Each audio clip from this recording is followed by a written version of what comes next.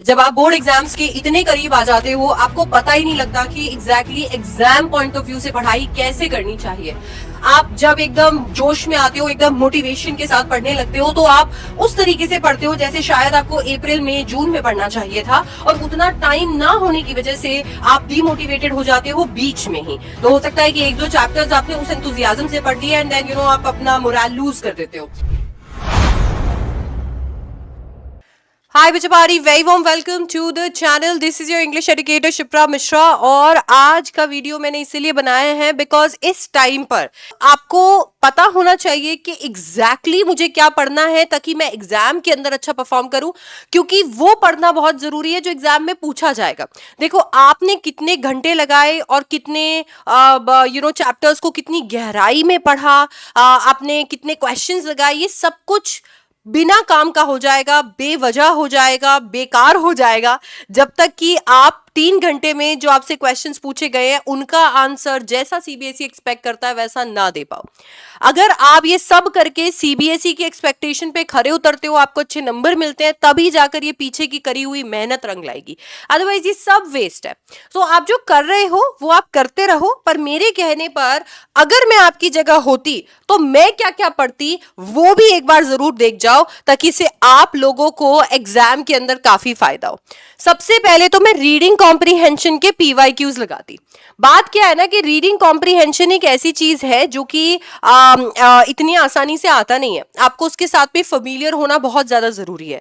At the same time आपको पता होना चाहिए कैसे क्वेश्चंस आते हैं। ठीक है, तो आप जब कोई भी किताब खरीदते हो या कहीं पे भी रीडिंग कॉम्प्रीहेंशन कर रहे होते हो, इवन इफ किसी एआई मॉडल का इस्तेमाल कर रहे होते हो, तो वहां पे उस क्वालिटी का रीडिंग कॉम्प्रीहेंशन आपको नहीं दिया जाता जो क्वालिटी का या जो लेवल का रीडिंग कॉम्प्रीहेंशन आपको आपके एग्जाम में पूछा जाता है।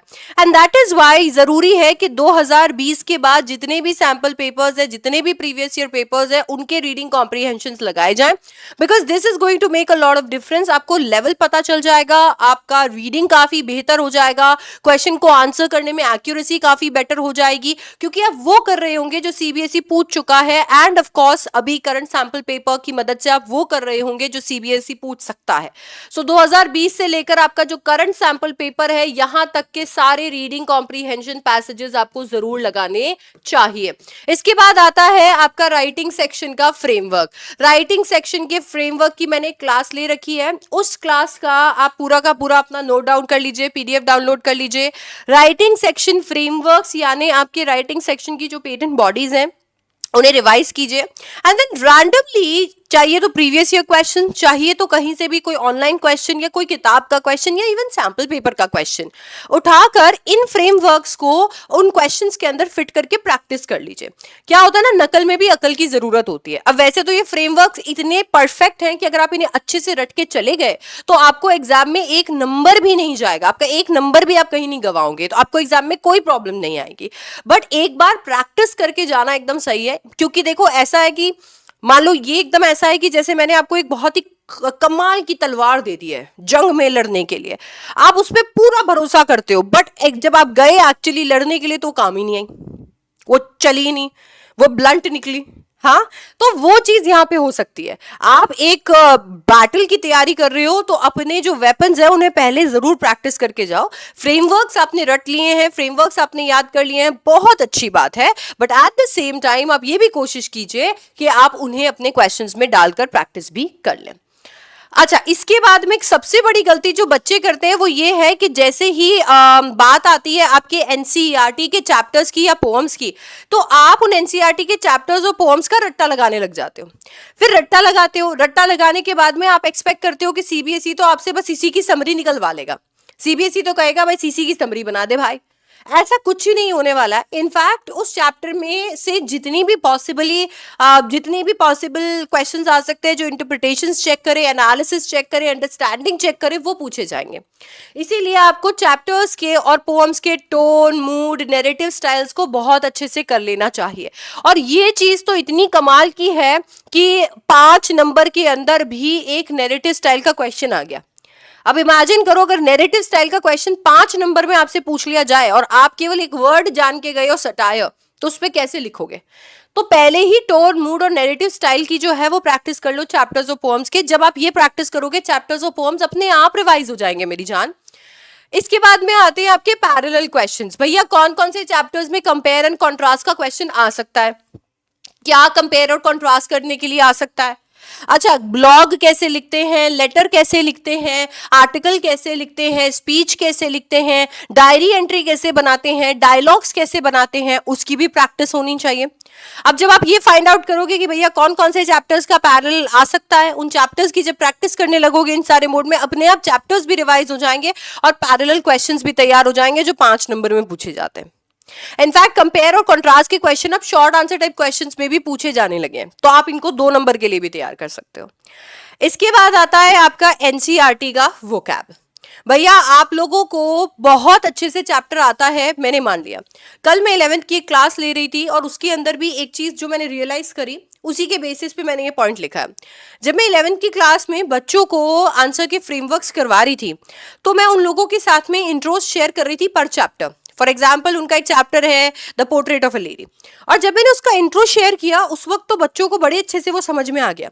बट मैंने बच्चों से पूछा कि तुम हकीकत में बताओ, सच में बताओ कि क्या तुम ये इंट्रो, अगर मैं तुम्हें ये इंट्रो ना बताती तो क्या तुम इस लेवल का इंट्रो अपने एग्जाम में लिखते। 100% बच्चों ने मना कर दिया। और ऐसा नहीं है कि उनके प्लस कोर्स की पूरी जर्नी के अंदर मैंने ऐसे इंट्रोस करवाए नहीं है या इस तरीके का एक्सप्लेनेशन दिया नहीं है। बात यह है कि आपके पास इतना कंटेंट है कि आपको पता ही नहीं है कि उसमें से कौन सा मेरे एग्जाम के लायक है। तो बच्चों ने उन इंट्रो को कभी तवज्जो ही नहीं दी, सोचा ही नहीं कि भाई ये पढ़ना है। अब ऐसे में क्या होता है, अच्छे खासे शब्द जो होते हैं, अच्छे खासे जो इंट्रोज होते हैं, जो कंक्लूजन्स होते हैं, ये आपके दिमाग में उस टाइम पर नहीं आते जिस टाइम पर आप आंसर लिख रहे होते हो। और आप मतलब एनसीईआरटी लेवल की वोकैब तो छोड़ो, रद्दड़ वोकैब लिख के आते हो, मतलब बद से बदतर वोकैब लिख के आते हो, 4ठी कक्षा के बच्चे की। अगर आप खुद के अपने आंसर्स पढ़कर देखोगे तो आप आकर मुझे कहते हो मैम इंग्लिश का पेपर बहुत अच्छा हुआ, सब कुछ बहुत अच्छा गया, पता नहीं फिर भी नंबर क्यों कट जाते हैं। इसलिए कटते हैं। एनसीईआरटी की वोकैब पूरी तैयार कर लो ताकि इससे तुम्हारे कीवर्ड्स पूरे तैयार रहे, ऐसे वर्ड जो कि तुम अपने आंसर में यूज कर सकते हो। एंड पर चैप्टर इंट्रोज और कंक्लूजन्स तैयार कर लो, क्योंकि तुम्हें पता है कि अगर तुम्हें एक किक स्टार्ट मिल गया ना एग्जाम के अंदर, तुम्हें एकदम से इंट्रो याद है उसका, तुमने इंट्रो लिख दिया, डिटेल एंड कंक्लूजन धीरे धीरे फ्लो में आ ही जाएगा। जब ये पता है कि इंट्रो क्या लिखना है, मुझे कंक्लूजन क्या लिखना है, तो बॉडी में आप अपने चैप्टर की डिटेल्स अपने आप याद कर ही लोगे, वो टैब खुल ही जाएगा। दिक्कत होती है बच्चों को आंसर स्टार्ट करने में। उस वक्त बच्चे बैठकर यही सोच रहे होते हैं कि अरे यार काश स्टार्टिंग का कोई एक वर्ड बता दे, कोई बस एक वर्ड कोई स्टार्टिंग का बता दे। वो हमें नहीं करना है। इसीलिए अगर तुम्हें इंग्लिश की पूरी प्रेपरेशन करनी है इस तरीके से कि तुम्हारे 100 आउट ऑफ 100 आए, ठीक है, 80 आउट ऑफ 80 आए, ओवरऑल 100 आउट ऑफ 100 आए, तो इन चीजों का ध्यान रखो। ये सारी चीजें ऐसी चीजें हैं जो ऑर्डिनरी बच्चे देख भी नहीं रहे, क्योंकि कुछ बच्चों ने इंग्लिश उठाकर ही नहीं देखी है साल भर, तो वो अभी अपने समरीज पे लगे हुए हैं और उन्हें बहुत लेट पता चलेगा कि समरी से कुछ नहीं होने वाला। समरी डायरेक्टली सीबीएसई में नहीं पूछे जाने वाली है, ये सब पूछे जाने वाला है। और अगर इन्हीं चीजों की हम तैयारी नहीं करके गए, जो हमें पता भी है कि पूछे जाने वाला है, और इन्हीं चीजों की अगर हमने तैयारी नहीं करी, तो हम इंग्लिश का पेपर अपने हाथ से गवा देंगे। एंड इंग्लिश का पेपर आपके लिए परसेंटेज मेकर और ब्रेकर दोनों हो सकता है, तो प्लीज ये रिस्क मत लो, ठीक है। इन सब चीजों में अगर आपको मेरी मदद चाहिए तो कमेंट सेक्शन में मुझे जरूर बताओ। And let me tell you कि जिस तरीके से सीबीएसई की प्रेपरेशन आपने मेरे साथ इस चैनल पर करी है, ऐसी ही धमाकेदार प्रेपरेशन और ज्यादा धमाकेदार प्रेपरेशन मैं अपने रैंकर्स प्लस में करवाती हूं, जो कि मेरा सीयूईटी इंग्लिश का प्रीमियम बैच है। एक ऐसा बैच जो साल में एक ही बार आता है और रैंकर्स का एक ऐसा कम्युनिटी बनाता है जिसके अंदर सारे रैंकर्स मिलके प्रिपेयर करते हैं फॉर सीयूईटी 2026 और सीयूईटी एग्जाम इन जनरल। और आप भी इस बैच का हिस्सा बन सकते हो। Just click on the links, become a part of rankers plus and CUET की प्रेपरेशन धुआंधार तरीके से शुरू कर दो, ठीक है। I will see you in the next one. Thank you so much for watching. Bye bye. Take care.